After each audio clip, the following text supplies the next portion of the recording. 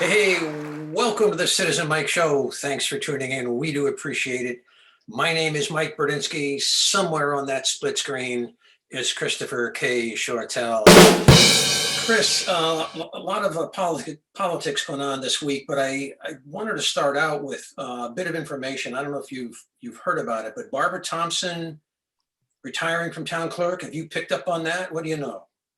Yeah, I did hear about that. I feel like a month ago, she let the council know. I don't know. I guess you're letting the world know now. I don't know. Yeah, we are, right. But yeah, so I knew about that, and I'm happy for her. I got to Barbara. I got to know Barbara from when I got involved 7 years ago, and she's just been personally. I mean, I'm a big fan. I think she does a great job in that office as well. So it'll be a big loss, I think, when she moves on. So yeah. It will be a big loss. So what's happening with you? What's happening with you? And when I look at you over there on that split screen, I see a slightly different Christopher K. Short. What what's going Well, on with you? I thought I'm wearing a short. I thought it was going to be 70 again, so I'm wearing a short sleeve shirt today, but it's All not. right. It's more. Well, speaking of moving on, I did inform Christy Genova, the chair of the Republican Town Committee, November 5th, that I would not be seeking re-election in next year's municipal elections. I waited till after this election. My mind is made up. It's been made up for a while, and he and I had talked before then. So I just figured, why wait? I wanted to give him a chance, give the town committee ample notice so they could, have a year to find, 6 months, I guess. I could, find someone else. So that's my news. Yeah. So how come? Why? Did you want to leave us? Are you tired of classing up the place? I mean, what are the real No, reasons here? it's been 8 years. It'll be 8 years if you count I started out in the board of ed, and this is my third term on the council. I think a lot of it's spending time with my kids and my wife, my family. It was easier because they were really little when I started. So now they're getting into the tween years. And part of it for me, I was 41 when I started, when I ran for board of ed, and I won. And I'll be 50 in the first year of the next term if I were to run again. So I feel like, I've given a decade almost, and 8 years is a long time. And I just feel like I want to move on. The other aspect to it, I know you love my long answers. We do.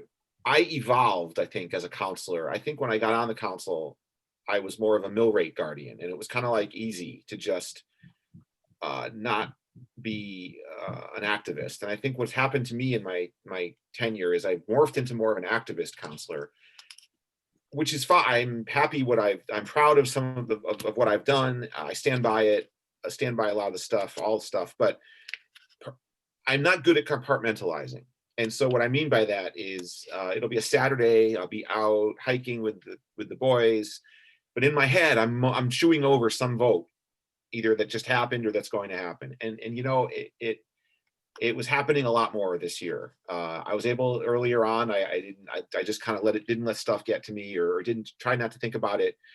But I found myself this year, and I don't know if it's these virtual. I don't know what it is, if it's COVID, but I just found myself really getting a little bit too wrapped up in these things.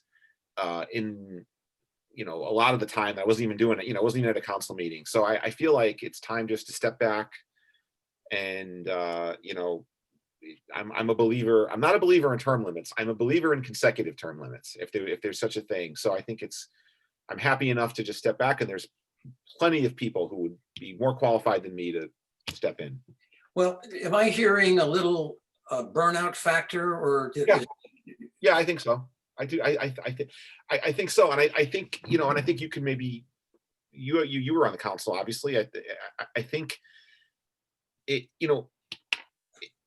if you wake up in the morning and your default position is that Wallingford is perfectly run, you don't burn out. I don't. Why would you burn out? There's nothing to do. It's great. Keep it going. If you wake up in the morning and you think Wallingford's horrible, you're going to burn out. Or if you're me, if you wake up in the morning and you think that 90% of the stuff in town, 80% is great, but there's stuff we can do better. And your mindset is always looking to, what can we do better? How can we do, and that's where I am. And it's hard because this town doesn't change. You know that better than anyone. And the mindset isn't in this town. There's a million reasons not to do things, and it's just very, so yeah, there's a little bit of that. Even though I am in the camp, I do think we live in a great town. I'm not a gloom and doom. No offense to the people that come to the mic every other Tuesday. I'm not, I don't think we're so bad. I think we do things generally well here. We have good people here, but we're humans.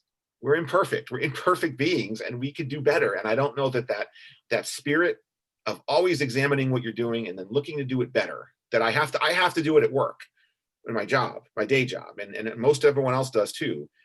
It's not really in there, and I'm not sure if that's just a function of government.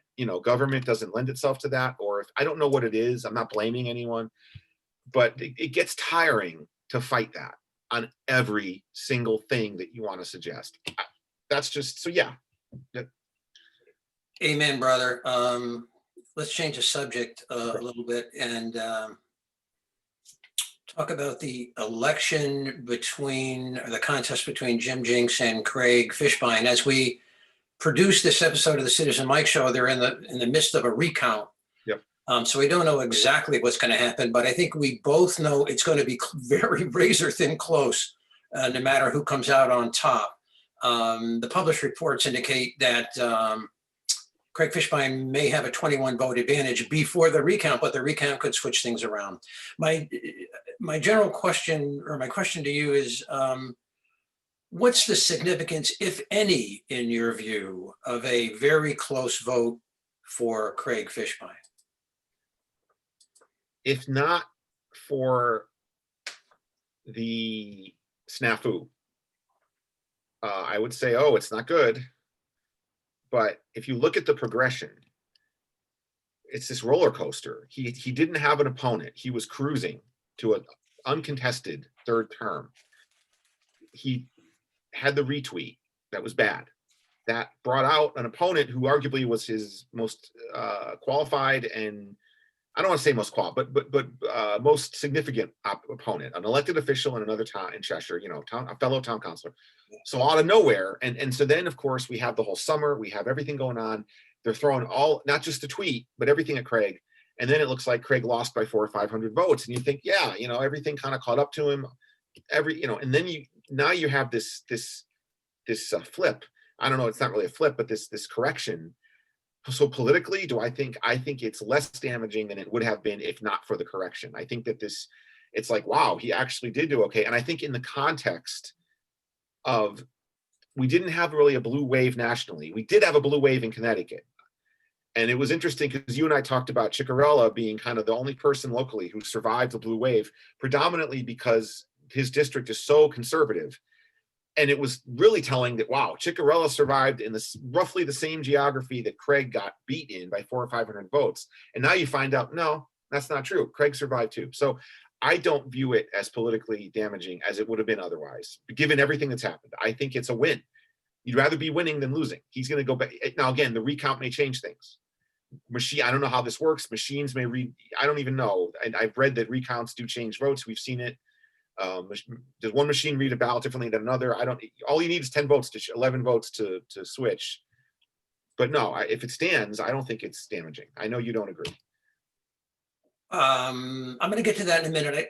I want to review for our viewers and maybe for both of us how I imagine this happened based on published reports and just my experience. Back in the day, I used to be a moderator of one of the polling places. But I think a lot of folks are asking, well, how could this happen? And here's how I envision it. If one would hang out at a polling place on election night when the polls close and see the ceremonies and the formalities that follow the closing of the polls, this is what you may see. And this is based on memory. I haven't been there in a long time at that time of night. But the polls officially close and the moderator sort of takes charge and there's a crew there working and they begin to find out the results of the vote in that polling station. And they do that with great ceremony. The voting machines are locked, have keys, and with great ceremony, they're opened up. and someone begins to read off the vote count for each machine. Just my impression was it was always sort of a solemn, serious event filled with anticipation. Who's going to win? Who's going to lose? Maybe some tension in the air. There might be some representatives of the town committees there, eagerly taking down the numbers as they're read off and phoned into the back rooms of the Democratic and Republican parties. This year with COVID, things may have been a little bit different. But as the numbers are read off from the voting machines, one of the workers at the polling station writes down these numbers, these tallies from the voting machines, and then I imagine an official form with lines and columns and rows and numbers, and all those lines and rows and columns are eventually filled in with these vote tallies.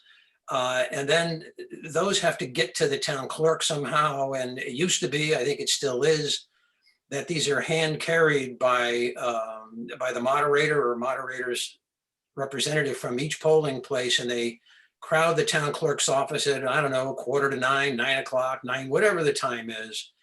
And it's the responsibility of the town clerk's office under really great pressure. And as I imagine, it used to be a little bit of chaos to compile all these pieces of paper and get them all organized and begin a data entry process into the state's database.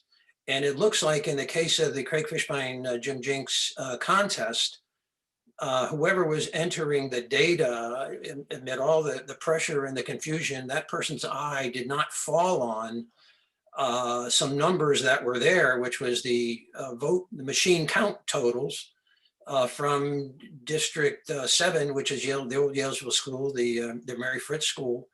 And data got uploaded in the Secretary of State's website, omitting that critical information.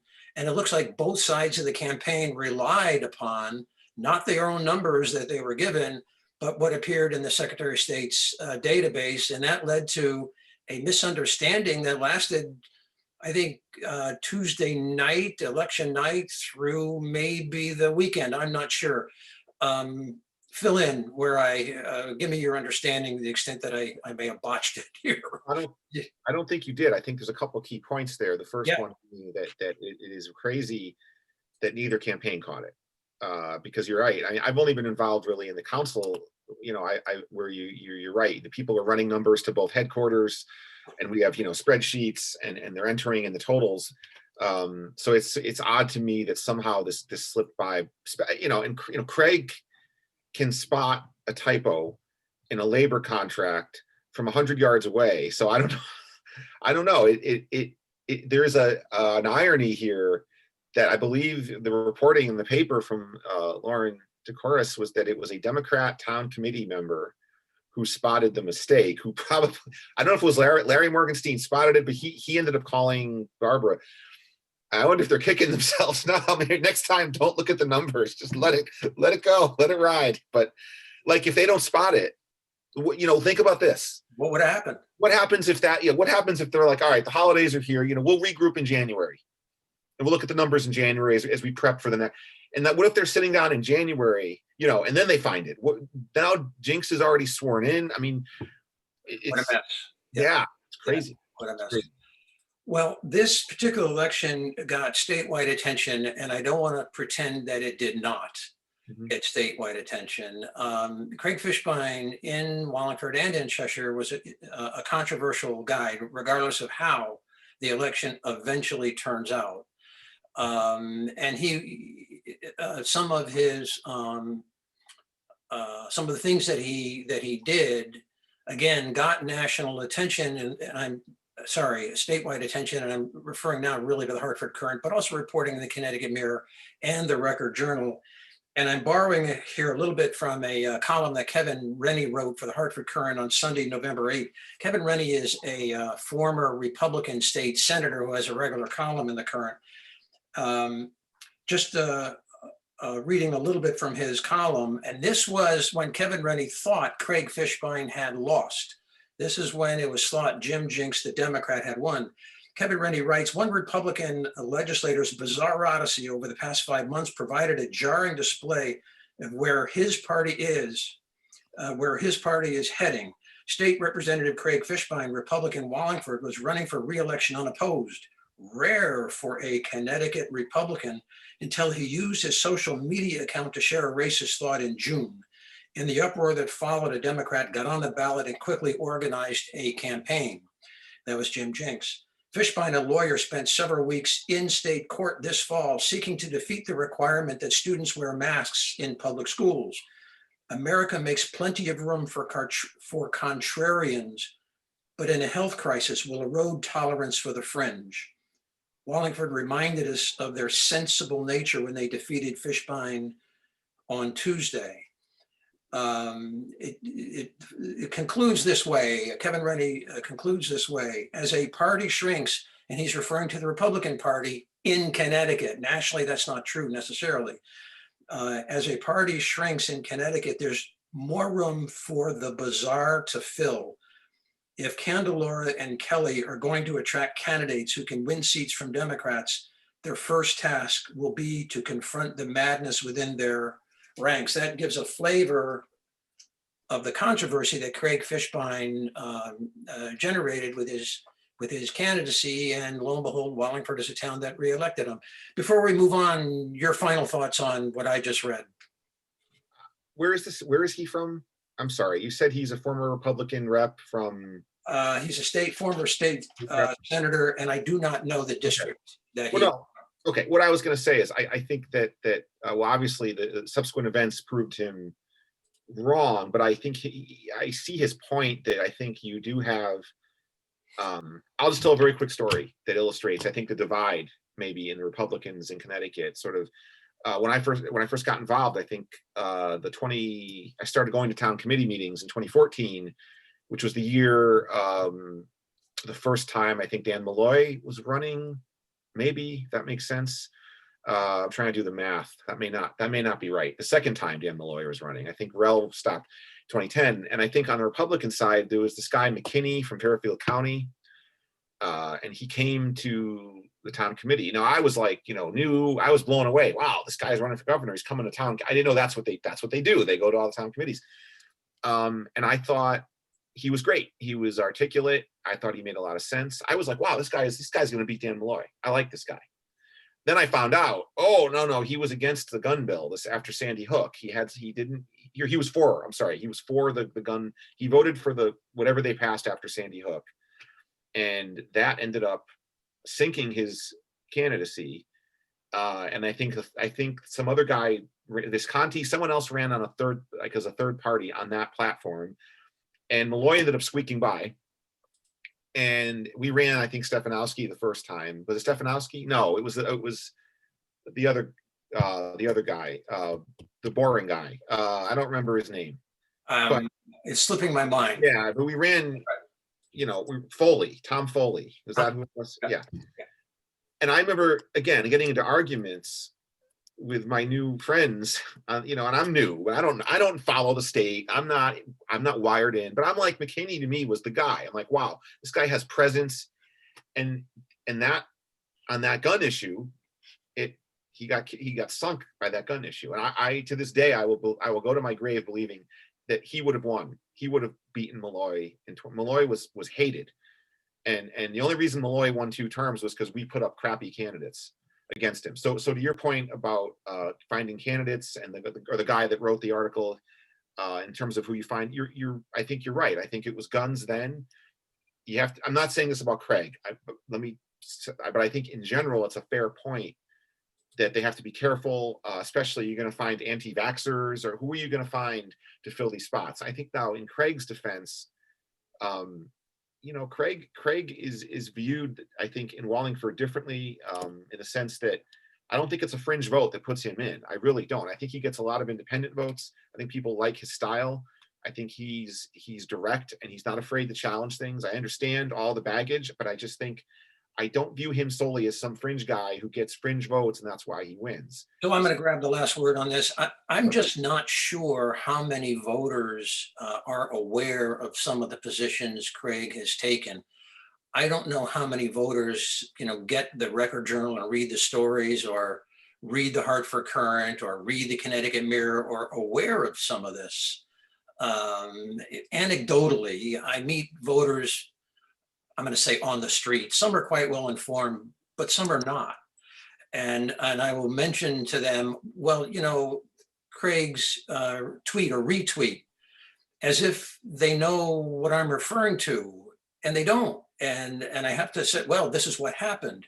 And they say, oh, so Craig comes into the election with a lot of name recognition, but again, I wonder how many voters have the same information that we've had all along about him. Go ahead, you grab the last comment, then we'll move on.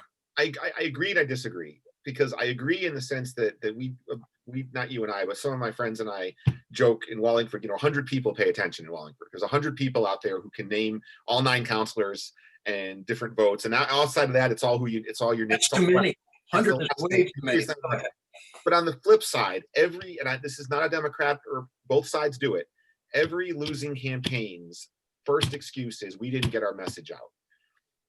Jim Jinx, I'm sorry, that's all he talked about. He ran an entire campaign based on the tweet, based on these other votes and so I feel like I don't know what and it's not like, he put it out there.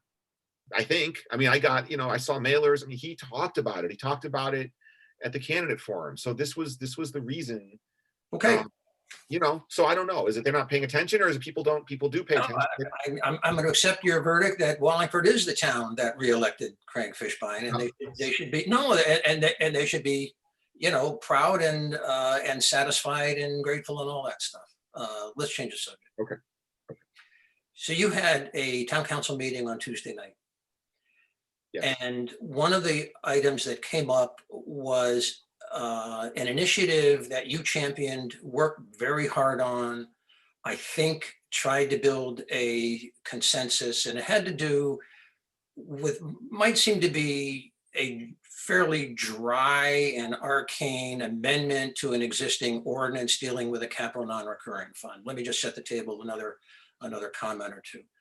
Capital non-recurring fund is a pot of money that is typically funded from the general fund, but the money originates really in the electric division, who sends money over the general fund, and then the mayor and the council take that same money and put it in the capital non-recurring fund for big ticket items, road, bridges, buildings, things like that. The council back in April or May of 2020 was surprised to learn, I think, that this capital non-recurring fund, which has been in existence for years, had some residue in there, had some residue that was unassigned to any particular project, and it amounted to about $1.2 million. And it was because the council learned about that residue that I think the council for the first time was able to craft a budget that called for no tax increase, because they found, this 1.2 million in there that, again, was new information. And I think your efforts, but I'm gonna let you speak for yourself in a minute. I think your efforts were intended to make sure that this surprise wouldn't happen again, that from here on out, councils would be informed more, maybe not perfectly informed, but informed more about what's going on with the capital non-recurring fund.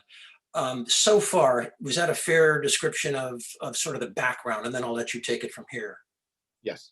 Go ahead. And so what were you trying to do? What were you trying to accomplish? And what reception did you receive Tuesday night? Well,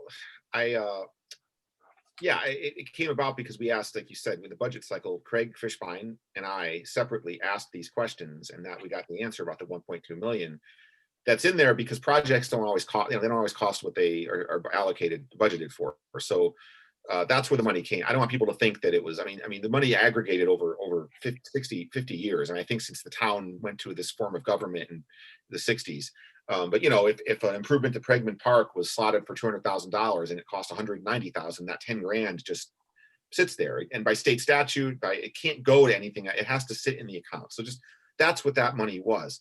So yeah, the intention was, I felt like I wanted to get this in the reports we get so that no future council would have to ask for it. It would be there.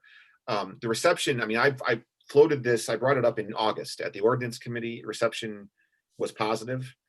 I canceled an ordinance meeting, I think one in October. There was like a delay in the fall. And so long story short, we finally got the wording. And I don't mean finally, I mean, the delay was on my end, but the wording came from the law department, and the wording for the proposed amendment didn't exactly match the intent of what we talked about in ordinance committee. So that's what came up at the meeting on Tuesday. It was all driven by Craig, who I think was mostly correct. So we agreed to table it, and we were going to bring it back to ordinance committee to tweak the language. But I have every confidence this is going to pass. It's just going to take another crack at it. I've already redrafted it that night. This is what I'm talking about from the outset of the show. That night I worked on a redraft and then sent it to everyone. I sent it to the comptroller and to the law department. So anyway, we meet next Thursday for ordinance committee. We'll look at it again, and then I'm confident we will once again vote it out of ordinance committee, and it'll come back to the council for another public hearing. And I don't know of anyone who's against it. No one spoke up at any point in this process against it. So I think it's just that's what happened. And I blame myself for that. When I saw the wording from the law department, I know I'm going long here. Typically the law department wording, we get that in ordinance committee, and we kind of chew on it in ordinance committee. And we go back and forth with the law department. Well, we don't like this. You didn't get this right. Or yeah, this looks good.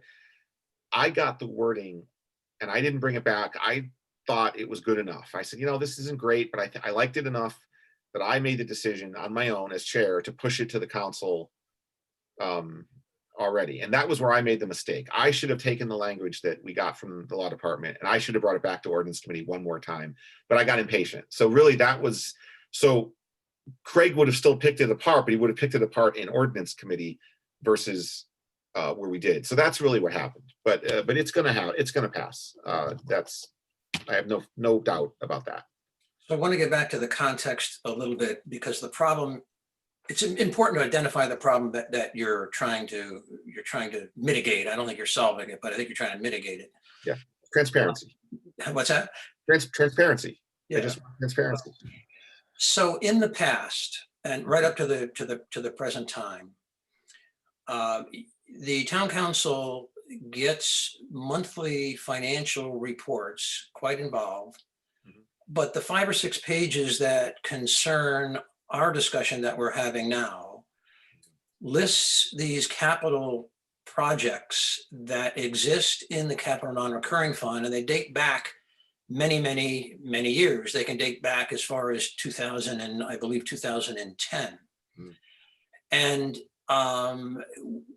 ideally, in a perfect world, the administration would put eyes on this list of capital projects, how much has been allocated originally to them, how much has been spent to date, and how much is left over.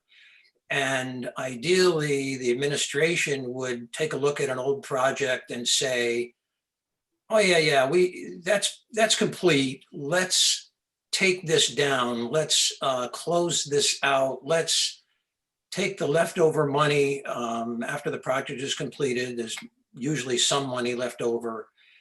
Let's make it unallocated, and ideally bring it to the council's attention so that they can consider that when they pass their budget, and even more ideally, so the mayor can come to the council and say, hey, this past year we freed up, I'm making this number up, $1 million from accounts that have lapsed or been closed out or completed projects. We now have an extra $1 million. Consider that, folks, when you craft your next budget. That never happened. That information was never revealed. You have to ask for it specifically or dig for it. It's money, it's 1.2 million that over the years dripped out of these specific accounts assigned to specific roads and specific projects. It dripped out of those accounts into a residue that is an unallocated pot of money that grew to 1.2 million. And that came as a complete surprise. And that is unacceptable. So I think what you're trying to do is, in your own way, address this, so at least you become more aware of it. The other issue that has been raised, from April to now, raised in one venue or another, is this question of what happens when your attention is drawn to these accounts. You have a lot of old money sitting around. I mean, a lot of old money sitting around and not being used. The council began to address this in April. It really never finished the discussion. It wasn't particularly firm or decisive with the information it got. But it was discovered, or attention was brought to the fact there's old money sitting around, and some of this money had not been touched for more than 3 consecutive years. And by operation of charter, that means that that money that has not been touched, this appropriation that has not been touched for more than 3 consecutive years, by law, by local law, is supposed to become unassigned and available for repurposing. And it's up to the mayor in the first instance to draw your attention to it and say, by charter, this money has lapsed. This money is now freed up. We need to purpose it for either the same purpose if you want to renew it, or a new purpose, because of the passage of time, needs may change. There are different priorities and different perspectives, a different makeup of the council, maybe even different mayors, given the passage of time. That has never happened. And so now, in the next probably month or two, this problem is going to come to the fore. This idea of old money that by operation of law has lapsed. But the question is, will the administration treat it that way? That's the parking lot I'm talking about, the new parking lot in back of the old train station around Brothers. There's been a plan, everyone watching the show knows about it, to rebuild that parking lot, use the property that was recently purchased where the Brothers restaurant once stood, incorporate that property into all the other town-owned property and rebuild this parking lot. The town recently got a grant, about $128,000, and it was going to add that $128,000 to this old money appropriated in 2014, but has never been touched. That was $165,000. So they were going to add $165,000 to $128,000, build a new parking lot. The problem is, how can you use that $165,000 appropriated in 2014 that was never touched? That's my question to Christopher K. Shortell. So I was waiting for the question. Well, I think let me answer that, then go back to one thing you said. But I think by law, the mayor needs to request the allocation transfer because the money's lapsed. The money is sitting unassigned, if you believe the charter. But I think it's easily accomplished. It's just the council would have to approve of that transfer. I mean, the other way would be, we could wait until the next budget. I don't think they want to wait that long, so they're ready to go.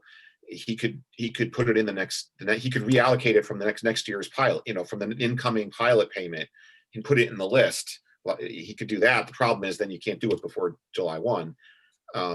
The advantage of that, let me just stop you because there's an advantage of that. If he does it that way, he repurposes that $165,000 in that way, it becomes part of the budget, and it takes 7 votes to override. But if it was just a stand-up agenda item, 5 votes can frustrate the mayor's intentions. So yeah, they make it part of the budget, and is that a hill? Are people going to vote against?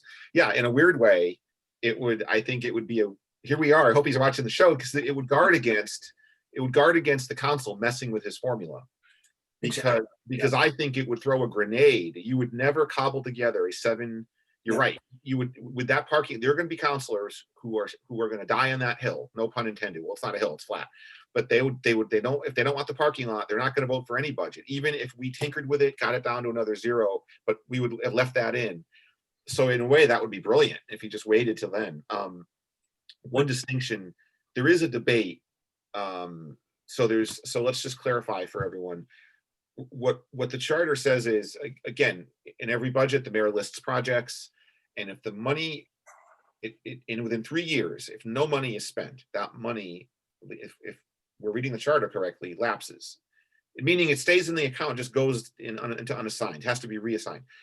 But there's another, and there's only, to my knowledge, there's only 2 projects that fall into that category. There's a Wallace Ave parking or something with Wallace Ave from 2010 for 60,000. I don't remember exactly. And then there's this Brothers lot from 2014. There are other projects where money partially has been spent and the projects are still active. Now I think there's some argument there. I think that Jim Bowes has argued that once we spend $1 on a project, that 3-year clock is null and void. Even if we spend $1 and we don't spend anything else, once $1 is spent, that doesn't matter. The 3-year thing doesn't matter. We can keep working, keep chipping away at whatever the project is. I don't know that you agree with that. Well, let me amplify and reinforce the Jim Bowes view. Okay. And bear with me. Jim Bowes' position has been up until now, if in the year 2010, so let's 10 years ago, you appropriate $100,000 and spend $1 of it in 2010, that money, did I say 100,000 in my example? Yeah, you did. That $100,000 can sit there indefinitely. Yes. That's the natural and probable consequence of his policy.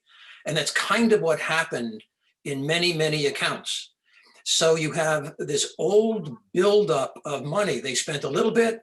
There's been no activity for years and years and years and years. And there's more accounts than you described where this has happened, where there's 3 consecutive years without an expenditure. But yeah, that's the comptroller's policy. Appropriate $100,000, spend $1 within the first 3 years, and the rest can sit until forever. So let's stop right there. And then let me just finish. Okay. And then one question becomes, is that a sound policy? And I just got to finish. That was thrown into serious question when during an ordinance, I think it was an ordinance committee meeting or some public meeting you guys had, the Corporation Counsel Attorney Janice Small from the law office was asked about this. She disagreed with the comptroller's view, although she hedged a little bit and said, well, I have to read it again and let me look into that. But my view is, she said, the town's lawyer said, if there's any 3 consecutive years that pass without using that money, it lapses. Her interpretation squares with the text of the charter. Take it away, Chris Shortell. That was our September ordinance meeting. That's on, which is, I believe, on YouTube. And she did say that. Yeah, I was going to say, when we just again to clarify for the viewers, when we talk about we earlier in this segment talked about 1.2 million that was available. That's not the money we're talking about now.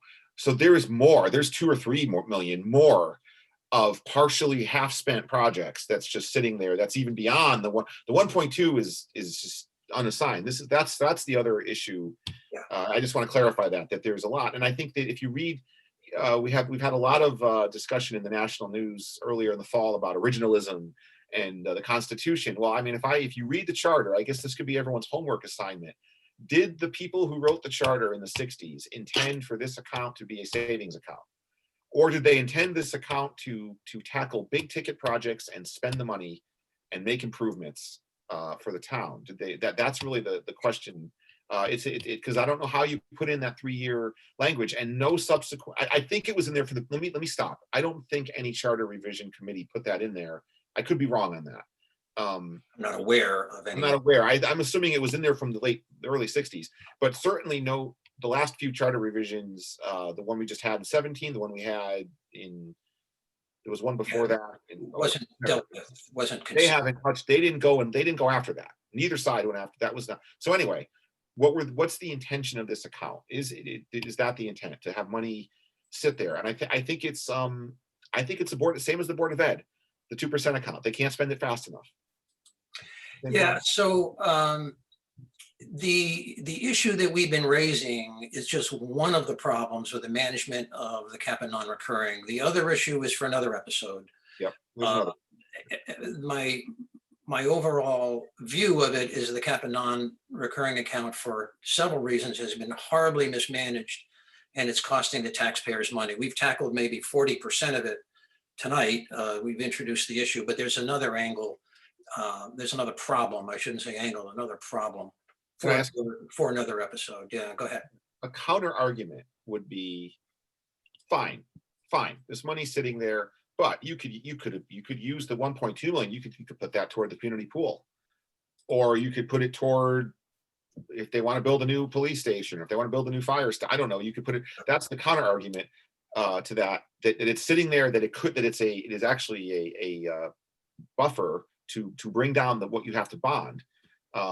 But again, you've been involved longer than I have. To my knowledge, it has not been tapped into. They just bond it when they have these big projects like the senior center in 2000. They just bond it. They're not, I think, are they paying cash and they're taking, I don't know, are they taking out of it? Well, it's a project by project basis. I mean, sometimes they try to pay cash when they can, but a lot of things they bond, and sometimes I think it's a mix and match. But let's defer that for another Okay. conversation. That leads us down another Yeah, I know. along a tortuous path.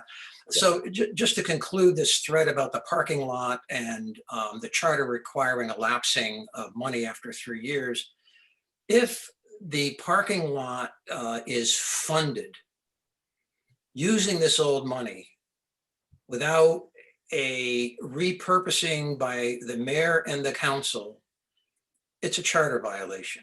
And Citizen Mike is going to be interested to see who objects and who is complicit, who is an enabler and who's a reformer, who's in favor of doing it right and who will tolerate doing it wrong. Be interested to see that. And this is probably going to come up in the next couple of months, and we'll have another lively conversation. We will. Yeah, we will. Can't wait. Yeah, can't wait. Just another little tidbit that comes out of your council meeting from Tuesday night. You had the fire chief on there for a fairly routine transfer of funds. I think it was 60,000. The details of that really don't matter for the purpose of this segment of the Citizen Mike Show. But he dropped a little hint that interested me, and I'm just going to ask you and our viewers to perk their antennae up.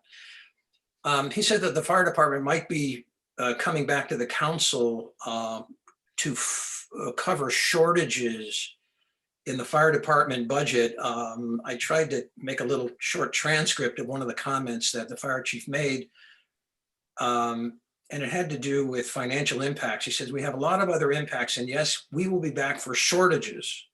These are budget shortfalls, budget shortages. A lot of other impacts, and yes, we will be back for shortages due to workplace injuries, family medical leave issues, and COVID impacts. We will be coming back to you in the December meeting.